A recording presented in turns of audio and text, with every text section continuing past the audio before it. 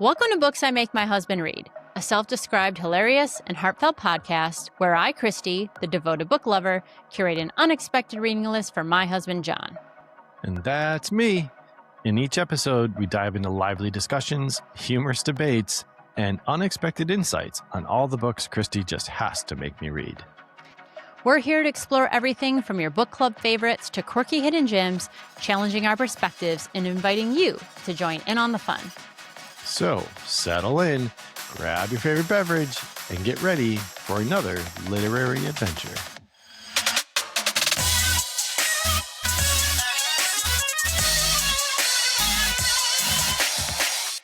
Hello, listeners, and welcome to Season 5, Episode 4 of Books I Make My Husband Read. I'm your host, Kristy. And I'm John. I'm the co-host, the husband that gets forced to read all of the books. This week, we're talking about Ken by Tayari Jones. I was really excited to include this one in our Season 5 lineup because I feel like some of the best conversations we've had on the podcast have been around historical fiction novels, and this one is different than anything we've read. It's set in the Jim Crow South and then revolves around the lives of these two young women and their journey, and I just love stories about people who seemingly start off in the same place and then go off in completely different directions and then hearing about their journey. And this book is both of those things. Yeah, I guess I hadn't reflected on the fact that we have had some pretty good conversations around other historical fiction books.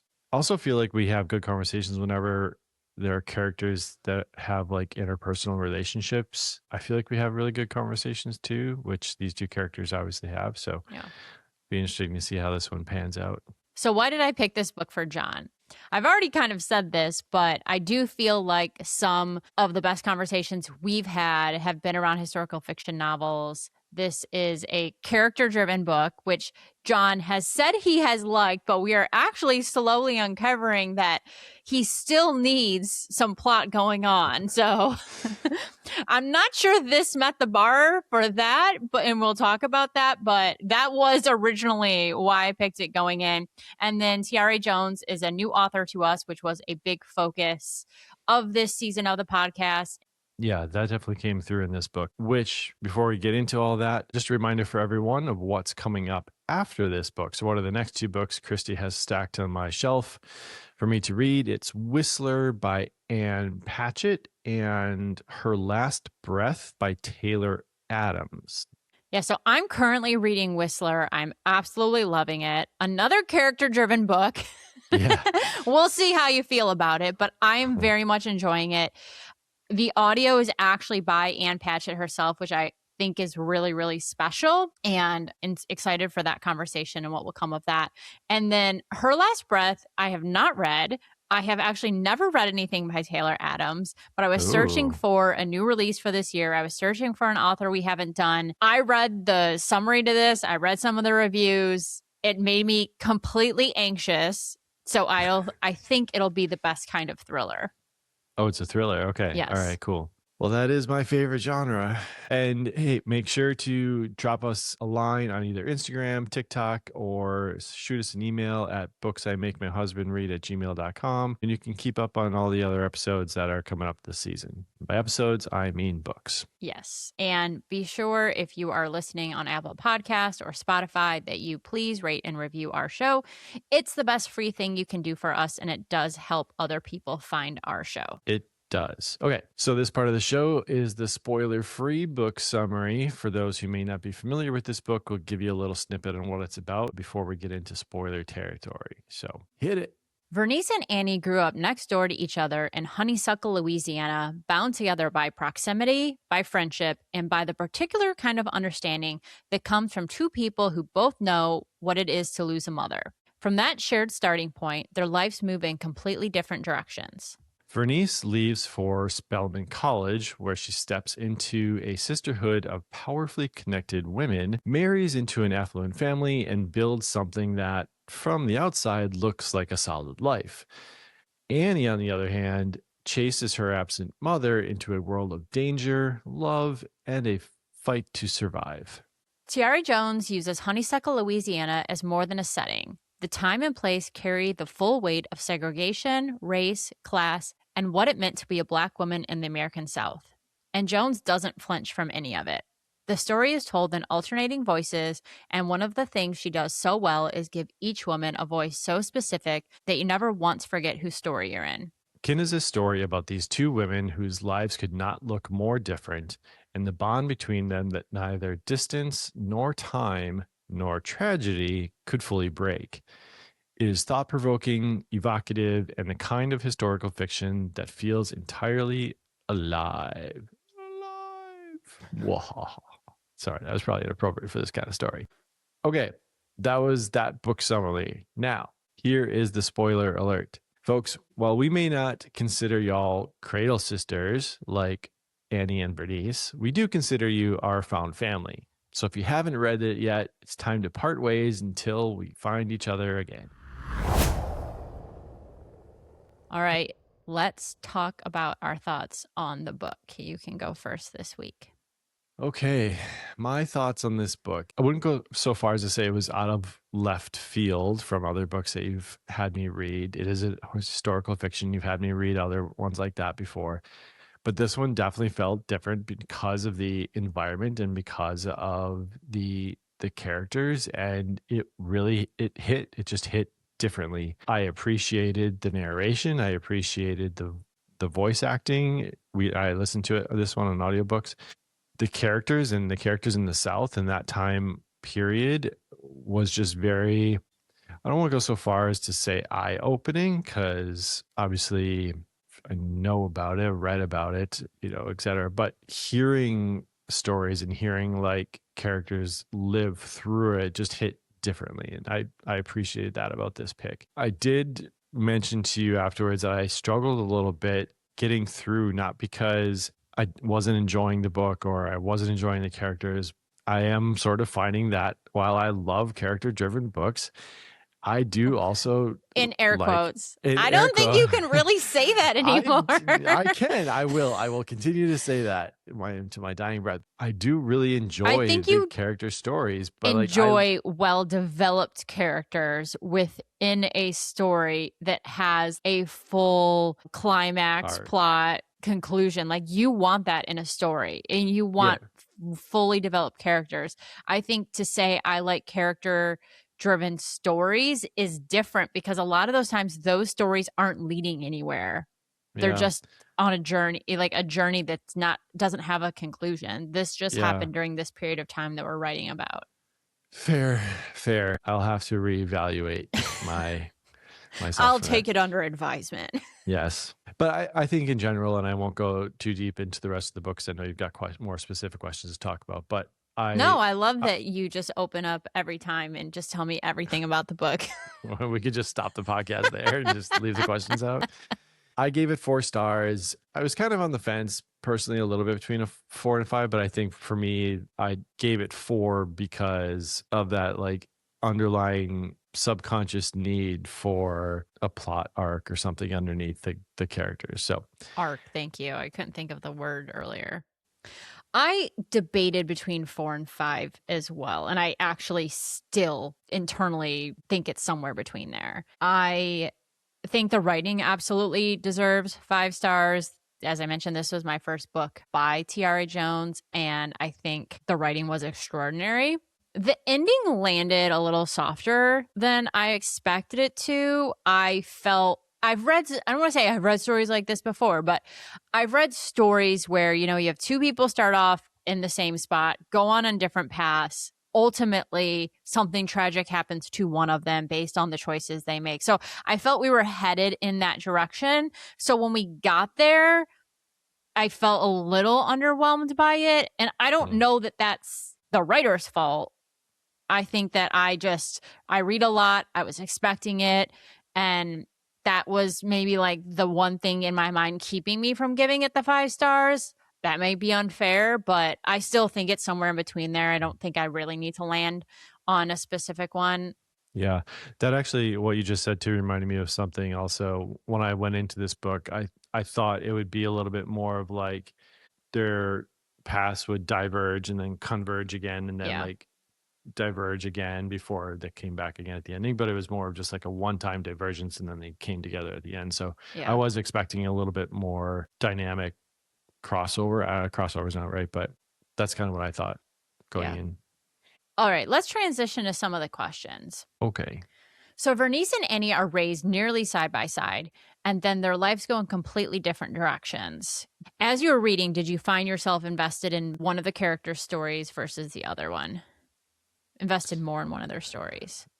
I don't think invested necessarily. I think I could relate, for lack of a better word, to Vernice's journey than Annie's. I've never struggled the way Annie struggled in any sort of capacity through my life. So I found myself drawn to her character and feeling for that character, but I think I just understood Vernice's journey maybe a little bit more. I don't know. Is that kind of what you're asking? Is that how No, you're just meaning that when you were reading, where you're like, "Oh, I'm enjoying Annie's character more. I'm enjoying Niecy's Mhm. character more.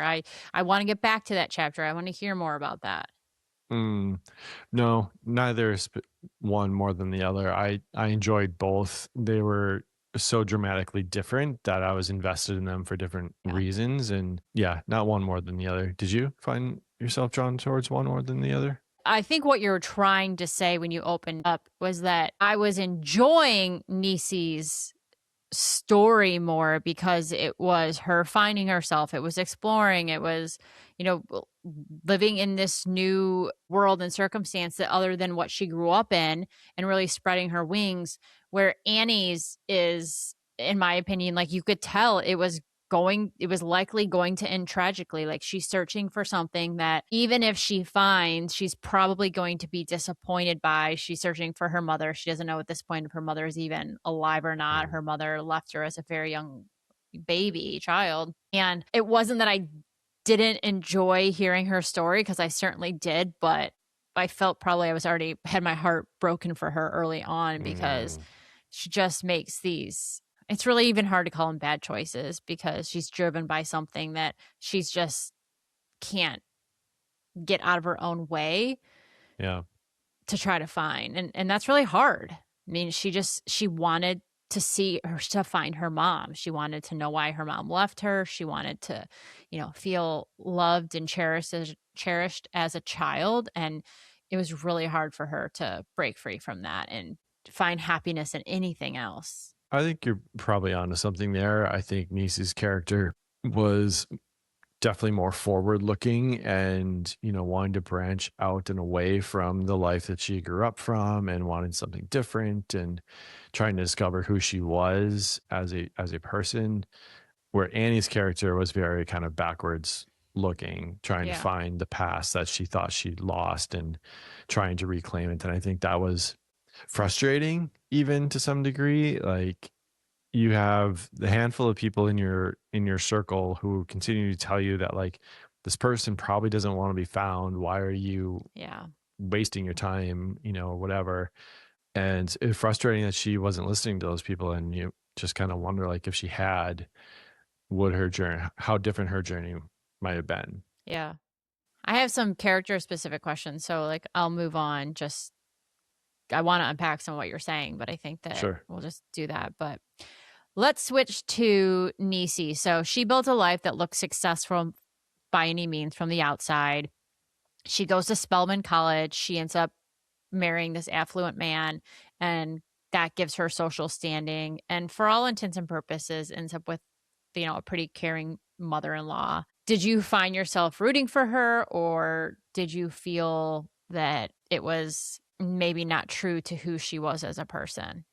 Yeah, I mean, I think you stole the words right out of my mouth. I don't think she was being true to who she was, but at the same time, I don't think that the era or the world or area, I guess I should say instead of era, was ready for who she was, or comfortable with her being her true self. And so she, followed this path that she thought she was supposed to follow.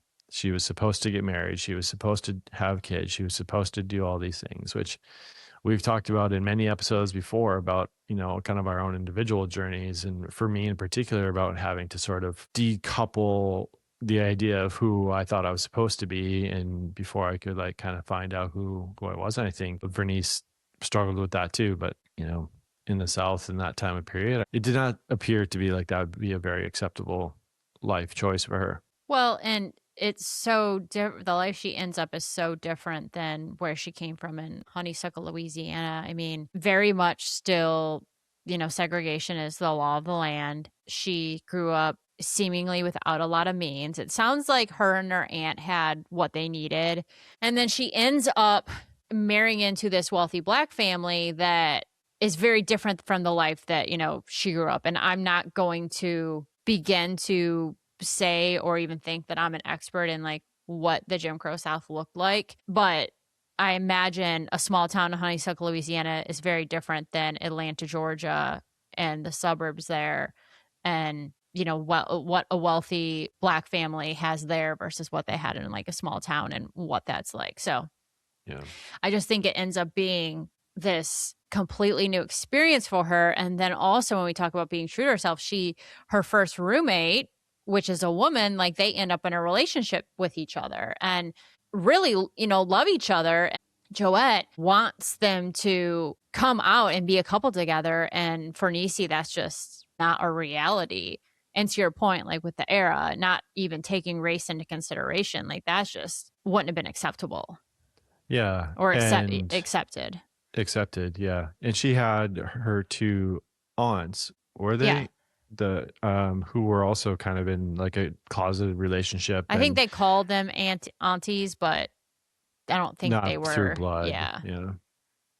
Because her aunt was who raised her, which was her mother's sister. But the aunties were. Right. Yeah. One was her school teacher and something else. But yes, they were and were in a small town that people left them alone, but they weren't out and married. Right.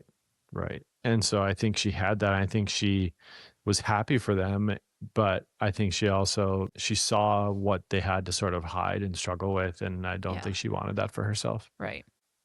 All right. So Annie's path is much harder and much more dangerous. How did you feel following her through that? Was it hard to read, or do you feel like those chapters pulled you into her story? Yeah, I think her story definitely pulled me in. It was interesting and sad and compelling and frustrating. I think there were probably a lot more emotions maybe that I realized reading her chapters than I did for Vernice. I did find myself rooting for her, wanting her to sort of pull through. I wanted her to almost like get shooketh to steal your we don't phrase. Shake them.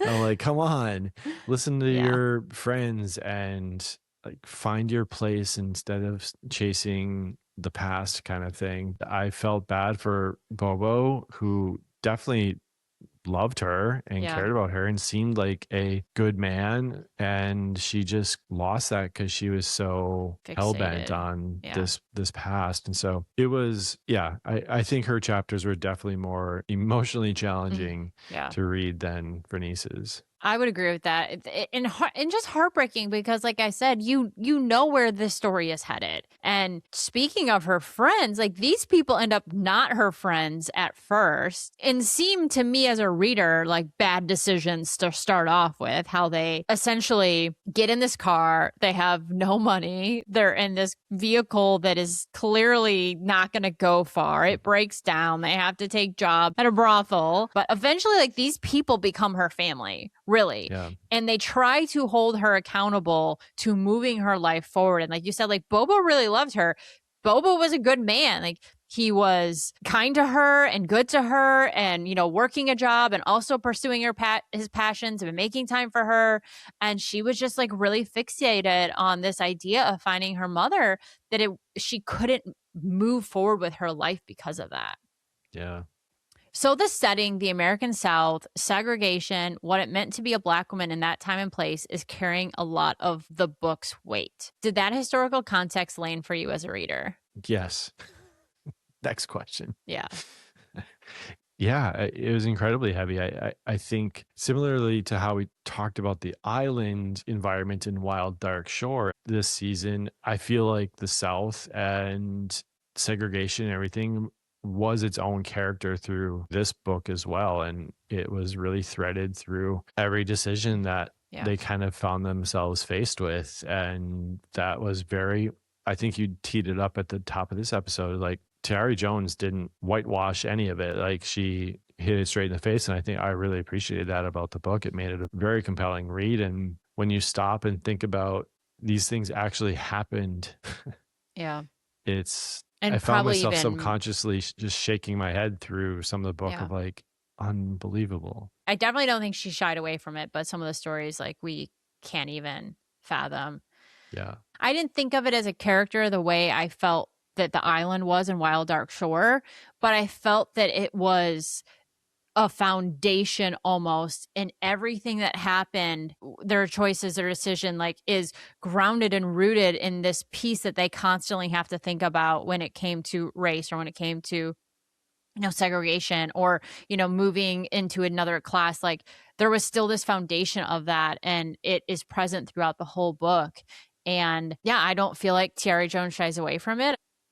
I want to be a person who is like eager and open to hearing those types of stories, and not letting the whitewash versions, dilute what really happened, here in America. And that, we can honor those stories and those Yeah. experiences. Yeah, I agree. That's a good way of putting it. I had similar thoughts, but I didn't really know how to frame them. So, Yeah. As we've already talked about, Niecy's past includes a relationship with a woman named Joette that she has never told her husband. Did that secret change how you read her marriage? wait, she did tell her husband at the very end, though. But yeah, at the very end. Okay. Like, Okay. but as you're reading, like, through most of the book, when they're dating, when they're married, she doesn't. She doesn't. Yeah. Did that change how I read her marriage? No, not really. Because I think even without that, she had sort of plotted her path.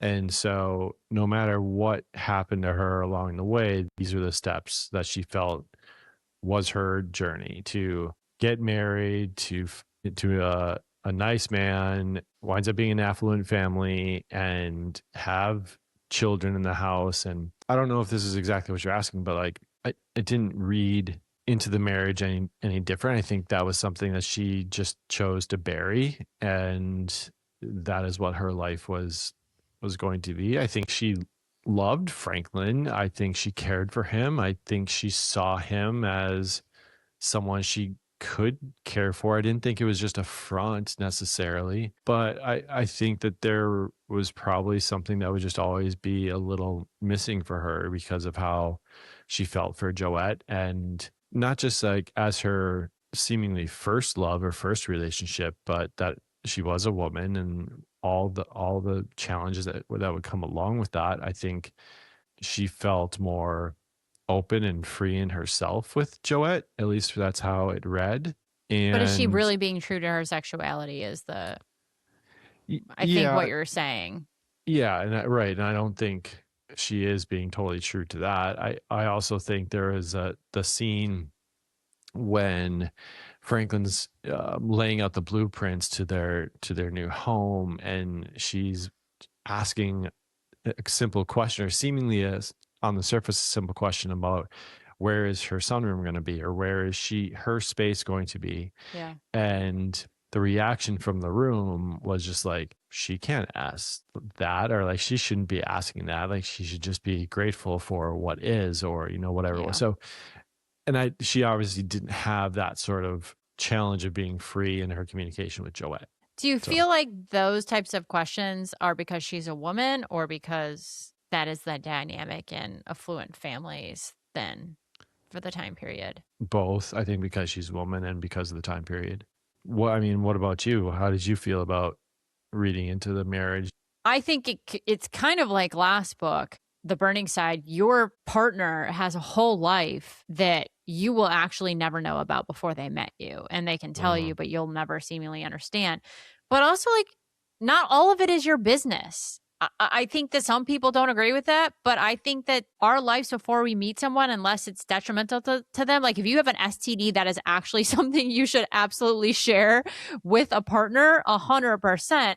But your sexual history before you meet the person you're with is none of their business. It really isn't. I think that's private. If that's something you decide to share, that's a personal choice. But I don't think it's that other person's business. I think that is old school thinking, is what I'll say. And I'll leave it at that. an old school mentality that I have a right to know like all your sexual partners. But with that said, I don't think it's like, will we have the same conversation if it would have been a man that she slept with versus a woman before Franklin? And I think that's maybe what the question is rooted in. Like, is she not being honest and true with not just her sexuality, but is that something, you know, she would actually like prefer? Because she, although she loved Joette, it sounded like she was like, I could still be happy with Franklin. Yeah. Like, he still makes me happy. He is the way I'm going like to have it. Sounded like she wanted this like more traditional type family. And maybe Niecy sacrificing something by not being in a relationship with Joette or another woman. It didn't have to be Joette. But I read it as she didn't feel that way. She didn't feel what way? Like, Joette felt betrayed. Joette felt like, if I marry a man, this is not me being true to who I am. This is not what I want out of life. This is being forced upon me. And Niecy, her character didn't read, or her chapters didn't read that way to me. Yeah. Okay. I see what you're saying. Yeah, I would agree with that. But back to the question, like, I don't think that she owed it to Franklin to share that she had a relationship with anyone before that. But unless she just felt like this is a core part of who I am and I want to share with you, which who's to say at that point she hadn't even had a relationship, it sounded like, other than that, before that. I don't think she owes it to him to tell him. And well, she was also a little blackmailed in telling him that secret too. Yes. So there is that piece of it, not to look past that part, but you know, she wasn't going to get the funeral for Annie without doing that. Yeah. So, which I think Joette was just trying to sabotage the relationship in hopes, like a last ditch effort too. Yeah. And again, I think that goes back to, I think Joette felt like, I am not being true to myself by not being with this person, by not being, you know, out and proud of who I am, which would have been extremely difficult at that time in that era. But I don't feel like Niecy felt that way. Yeah. Hearing you say that, I would agree. The way that she talked about Franklin, the way that she cared for him. Yeah. It didn't feel like a sacrifice necessarily in the way that one might say, I really belong over here, but society won't let me, so I'm going to do this. Yeah. So I think that in that era, there were plenty of people in, you know, the gay queer community who were signing up for heterosexual relationships because that was what was expected of them, and that they had to choose that. They didn't feel like they had a choice. The other thing was not an option. And I don't feel like Niecy totally felt that way. Like, I feel like this is not a great sacrifice to me. This relationship I had with Joette was good and fun and felt natural to her. But I also feel like she wants things with Franklin that she thinks she can't have with Niecy, with Joette. And I don't think she is looking at that as a sacrifice like Joette is looking at it like a sacrifice. Yeah, I agree. She definitely wanted children and family. And so Niecy actually gets set up with Franklin by Franklin's mother.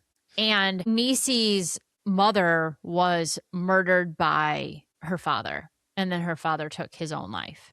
And Franklin's mother, when she's kind of, you know, in the beginning setting them up and talking to Niecy, says, I can promise you that my son won't murder you.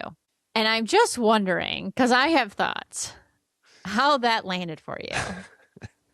Pretty sure that was one of those moments where I found myself just subconsciously shaking my head at that, like that those words even had to be spoken, or like that was the bar that was set. Babe, that is still the bar. Like, that is absolutely still the bar.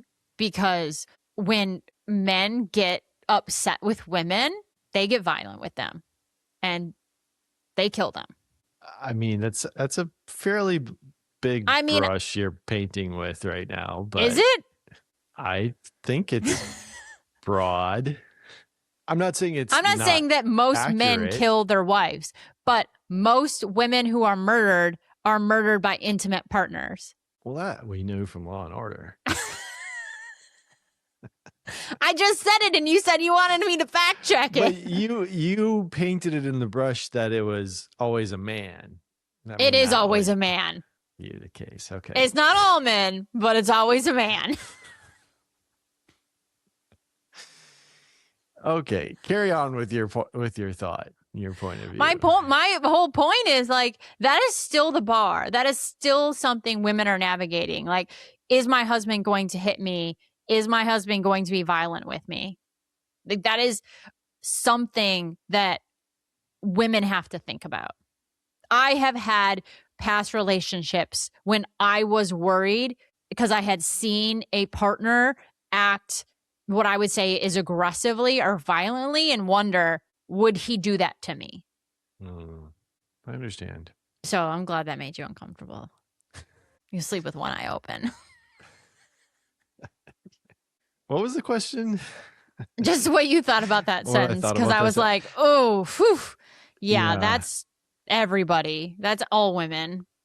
I mean, I just kind of thought in general that whole scene was very interesting, and to me, just a really fascinating insight to sort of that time period or that culture or whatever it may have been, that the mother was basically like interviewing the daughter. Oh, that piece of it. Okay. Yeah. Yes.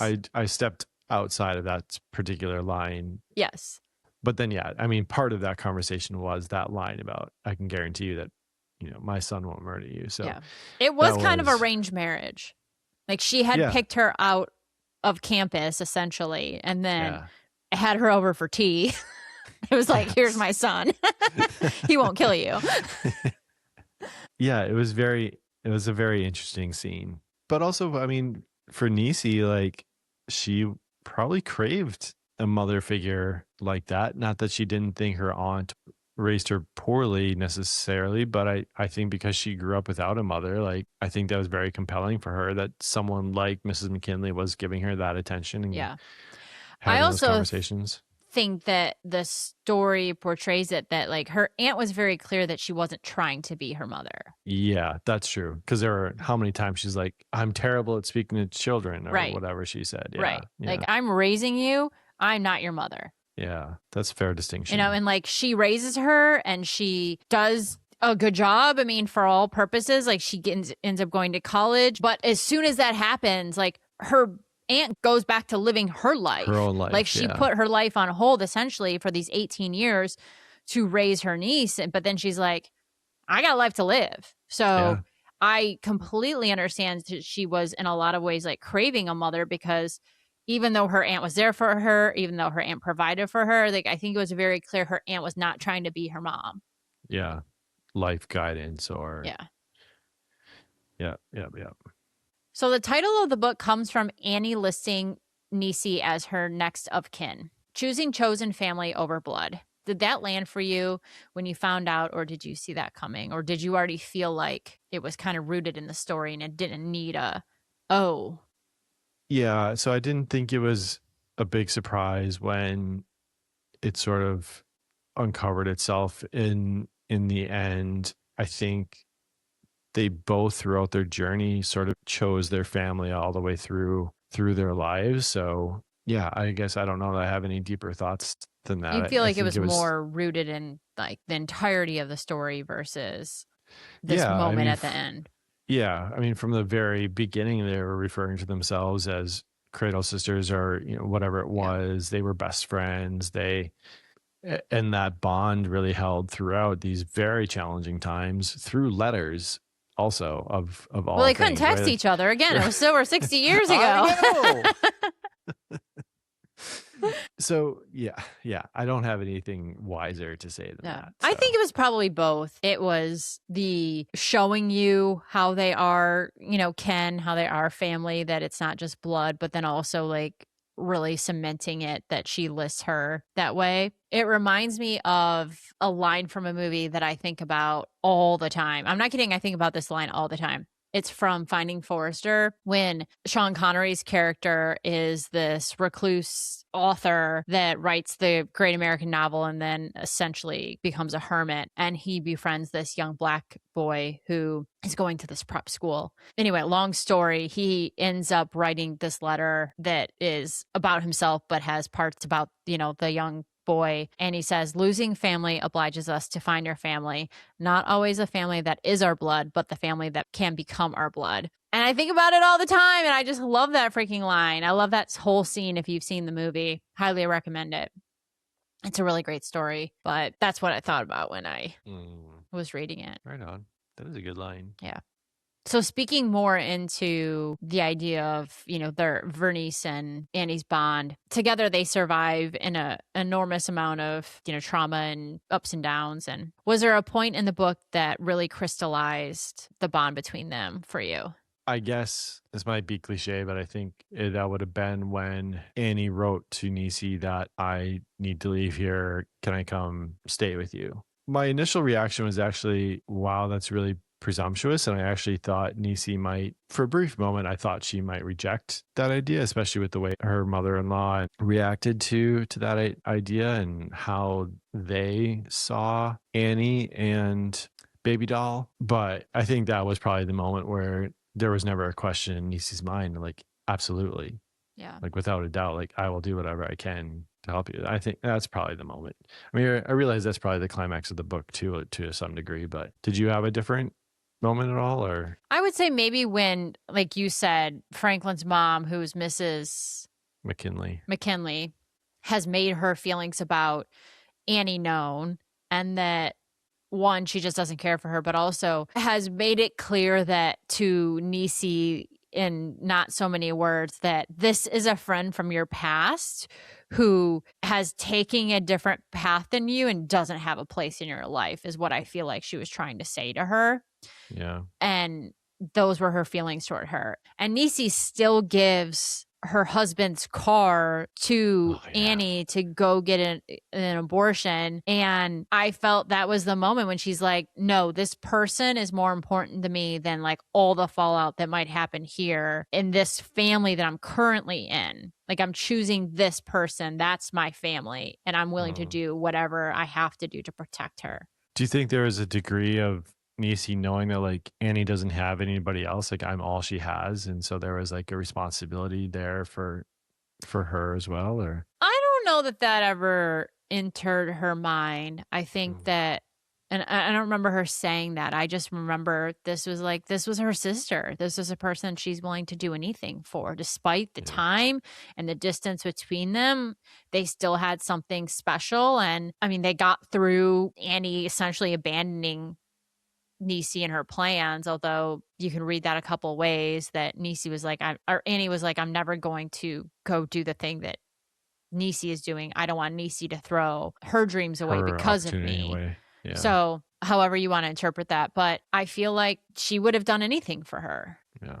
And she did, practically. Yeah. So the ending is quiet after a lot of buildup. Did it feel like the right landing for the story, or did you want something more? I know we've talked a little bit about this in our opening and how we rated the book, or at least from me. Yeah, I think it was a little flat, not because it wasn't a very emotional moment or anything. I think I kind of saw it coming, or I saw something tragic coming for Annie's journey. And especially towards the end, as they're talking about the abortion, they're talking about the dangers of it at that time. And it's all very black market kind of, thing that they had to do is very risky. It felt that it was alluding to the outcome of her not making it through that. So maybe, I guess to me, it did seem a little flat, but again, I have to feel like I need to weigh that against my own expectations of a story like this, that part of me wants like another kind of plot line or something, not just like these two individual journeys. So I think that's how I'd answer that question. I don't know that flat's the right word. It just, I knew something was tragic was going to happen. I just knew we were heading in that direction. So while I felt very sad about it, it wasn't unexpected. Now, I will tell you what I thought was going to happen. I thought that once Annie finds out she's pregnant, and Niecy and Franklin had yet to be able to get pregnant themselves, I thought that Annie was going to give the baby to Niecy and Franklin, or intend to give it to them, or maybe not. Maybe she was just going to have the baby, but then she was going to die during childbirth. Oh, yeah. Yeah. Almost like the cycle is continuing. Like, she's not your mother, but she will become your mother and raise you as her own. But also that it's another child not being raised by her mother. That's really good. That's where I thought the story was headed when I found out she was pregnant.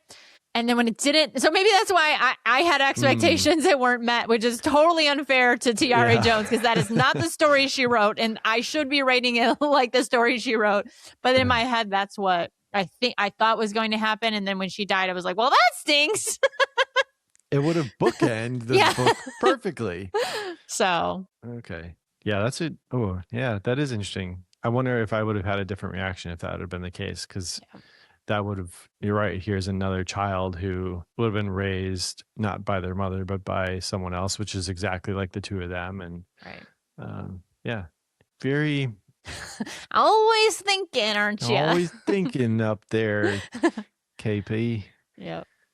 All right. Your favorite question of any podcast episode. Do you have any final thoughts on this novel? Would you recommend it to our listeners? I think my final thought is that I appreciated this book. I appreciated you picking this book. I appreciated that it felt different than any other historical fiction you had me read. I appreciated you kind of alluded to this earlier in the episode too, but like appreciated being open to the challenges of that time period and of the South and segregation, and not shying away from that conversation, just being able to read that like that. I appreciated that about the book. I would absolutely recommend this one. Apparently President Obama would also recommend this one, as it was on his list. Yes, this book and our next book are both on President Obama's summer reading list, which our list came out before his. So that is not why I picked it, but I'm pleasantly surprised. It was a little nod to like, we've got some good books this season. Yeah. Maybe he's following us on TikTok and that he saw it. Yeah, I'm sure that's what it is. It's got to be that.